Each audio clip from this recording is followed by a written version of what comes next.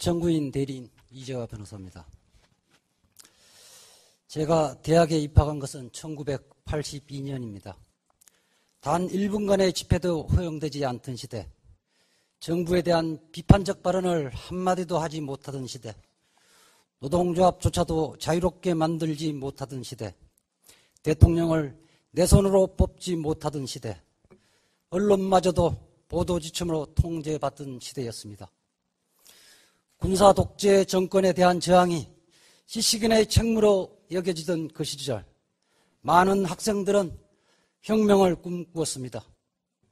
마르크스 서적에 열광했고 일부는 주체 사상을 탐독하기도 했습니다. 사회 구성체 논쟁과 NLPD 등 혁명의 방법론에 대한 논쟁을 격렬하게 벌이기도 했습니다. 저 또한 예외는 아니었습니다.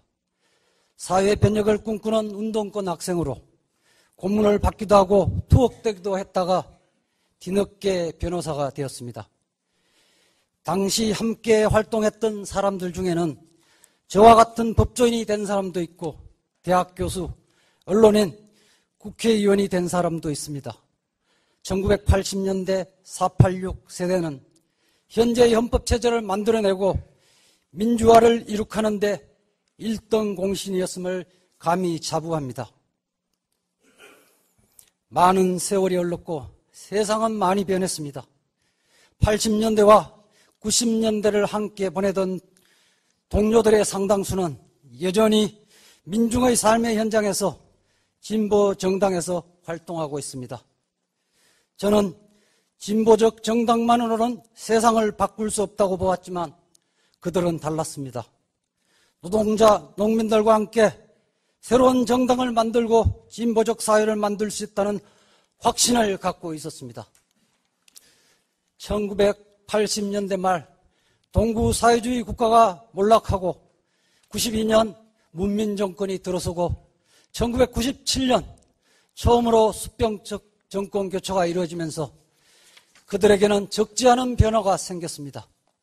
진보적 사회의 미래상은 더 이상 사회주의가 아니다.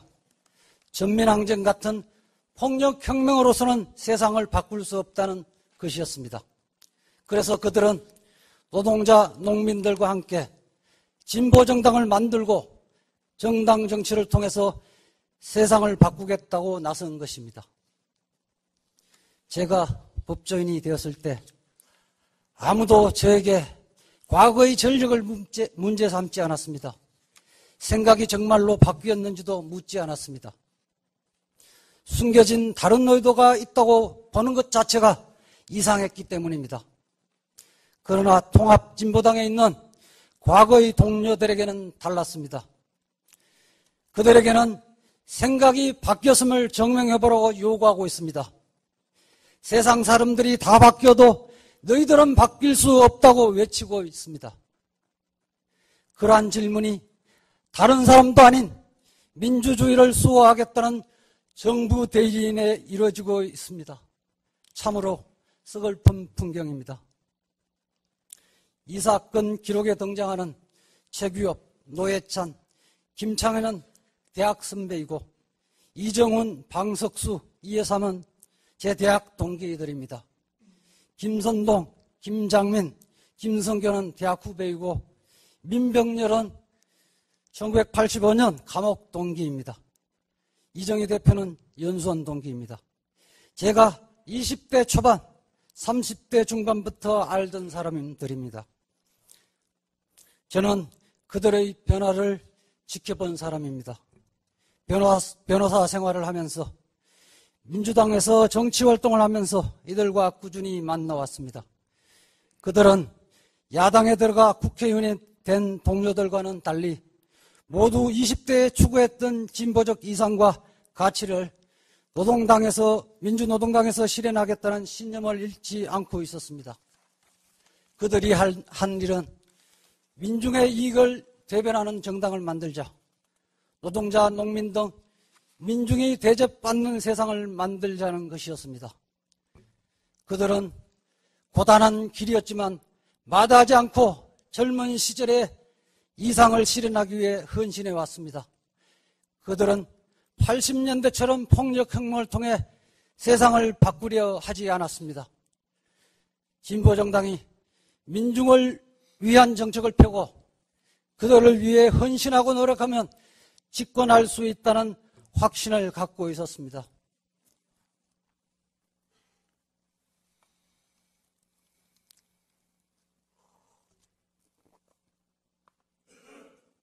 저는 확신합니다. 그들은 폭력혁명주의자가 아닙니다. 단지 김영환처럼 20대의 순수한 열정마저 버리고 전향한 것이 아니라 20대에 추구했던 가치를 간직한 채 시대에 맞게 그 이상을 선거를 통해서 실현하겠다고 진화한 것입니다. 이런 그들에게 과거의 국가보안법 전력 이선이 불온하다고 몰아붙이고 있습니다. 머릿속에 생각을 꺼내 보이지 않으면 위헌이라고 십자가 밟기를 하고 있습니다. 정부와 같은 목소리로 북한을 비판하지 않는다고 종북이라고 매도하고 있습니다. 이것은 이성이 아닌 야만적 광기입니다. 이것은 민주주의가 아닌 전체주의입니다. 14년간 멀쩡하게 활동해온 정당을 느닷없이 북한식 사회주의를 추구하는 정당이라고 몰아붙이면서 해산 청구하는 것은 민주노동당에게 한때 10%의 지지를 보내준 국민에 대한 모독이자 10만 당원에 대한 모독입니다. 자주 민주통일은 제헌헌법의 정신이자 현행헌법의 정신이기도 합니다. 이러한 자주 민주통일이 위헌이라고 주장하는 것은 우리 선조들이 피땀 흘려 일구온 홍과 해방 후 반세기 동안 형성해온 우리 역사를 짓밟은 반역입니다. 이석기 의원 등 일부 당원이 생경한 언어를 사용했다는 이유로 내란 음모로 기소하고 그것도 모자라 민중당, 민주노동당, 통합진보당으로 이어온 진보정당을 통째로 해산하겠다는 것은 민주주의 국가에서 있을 수 없는 정치적 테러입니다. 2000년 창당 이후 민주노동당과 피청구인에게 단 한 번의 눈길도 주지 않았던 제가, 정당도 다른 제가 이 사건 변론을 맡은 이유도 바로 여기에 있습니다. 분단을 이유로, 북한의 침략이 있을 수 있다는 이유로, 북한에 대한 정오로 사상과 이념의 영역에 금지구역을 만든다면 공론회장의 한쪽이 공난으로 남게 되는 절름발이 사회가 됩니다. 우리 정당사에서 진보적 정당이 오랫동안 존립하지 못한 이유 중 하나가 바로 안보 논리입니다. 주류와 다른 주장을 하거나 활동하는 것은 북한에 동조하거나 대한민국 체제를 위협하는 것으로 취급되었기 때문입니다. 북한에 대한 공포와 정오로 더 이상 시민과 정당의 사상과 이념을 억눌러서는 안 됩니다. 우리 헌법은 고유한 가치가 있습니다. 북한의 언행이 우리 헌법 기준이 될 수 없습니다. 북한이 주장하는 것과의 통일성 여부로 위헌성을 판단하는 것은 문명국가의 수치입니다. 결과적으로 북한과 비슷한 주장을 한다는 이유만으로 그 정당을 불온시하는 것은 우리 모두가 경계해야 할 우리 헌법이 적대시하고 있는 전체주의, 바로 그것입니다. 진보정당은 그 속성상 현재의 질서와 제도의 변화를 추구합니다. 진보정당이 추구하고 추진하는 정책은 주류 입장에서는 늘 위험해 보입니다. 그들이 사용하는 언어는 때로는 도전적이고 거칩니다. 기존 질서에 정당성의 의문을 제기하고 기득권을 위협하기도 합니다. 그러나 시간이 흐르고 세상이 바뀌면 진보정당이 주장했던 것은 너무나 평범해집니다. 무상급식, 무상교육, 보편적 복지, 재벌규제, 경제민주화, 평화협정 체결 등이 그렇습니다. 처음에는 매우 낯설었지만 시간이 흐른 지금 다수의 기성정당도 이를 수용하기 시작했고 그 일부는 현실 정책으로 실현되고 있습니다. 이처럼 진보 정당의 정책과 주장은 우리 공동체가 나아갈 올바른 방향을 제시해주는 방향타 역할을 해왔습니다. 소수 정당, 진보 정당이 존재해야 할 이유도 바로 여기에 있습니다.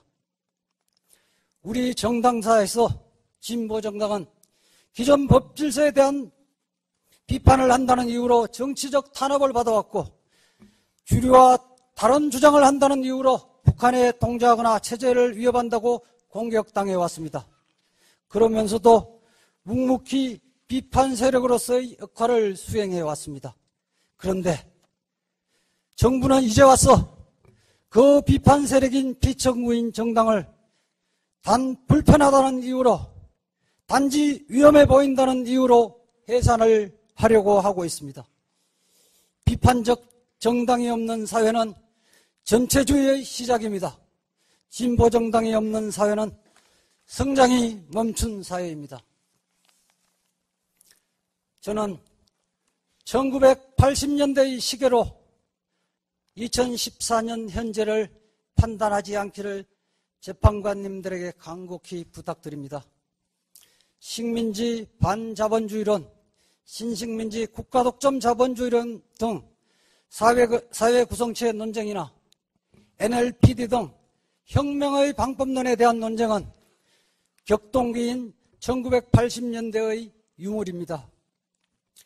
동구권 사회주의가 붕괴되고 2000년 민주노동당이 창당된 후에는 당내뿐만 아니라 당 밖의 시민사회에서도 사구체의 논쟁이나 혁명론을 논의한 적도 없고 논의할 필요도 없었습니다. 혁명의 방법론으로 대립한 적이 없는데도 정부인은 여전히 현재도 NLPD 계열이 존재한다고 우깁니다. 정인, 김인식, 노회찬, 권영길이 정언한 것처럼 민주노동당의 정파를 NL 세력, PD 세력으로 분류하는 것은 1980년대의 그림자이자 운동권 동창회 그 이상도 그 이하도 아닙니다. 1980년대의 문건과 구성원들의 처벌 전력으로 현재 비청구인의 목적과 활동을 판단해서는 안 됩니다.